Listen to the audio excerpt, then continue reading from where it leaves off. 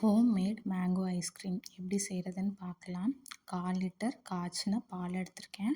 Stove on பண்ணி பால் கொஞ்சம் சூடானதுக்கப்புறம் 2 ஸ்பூன் கார்ன்ஃப்ளவர் மாவை பாலில் கரைச்சி ஸ்டவ்வில் இருக்க பாலோட சேர்த்துக்கலாம். இந்த மாதிரி நல்லா கெட்டியாக பேஸ்ட் ஆனதுக்கப்புறம் ஸ்டவ்வை ஆஃப் பண்ணி ஆற வச்சுக்கலாம். ஒரு மாம்பழத்தை நைஸாக கட் பண்ணி மிக்ஸி ஜாரில் சேர்த்து நைஸாக அரைச்சி எடுத்துக்கலாம். அரைச்ச மாங்காயோட 3 ஏலக்காய், 150 கிராம் சர்க்கரை சேர்த்து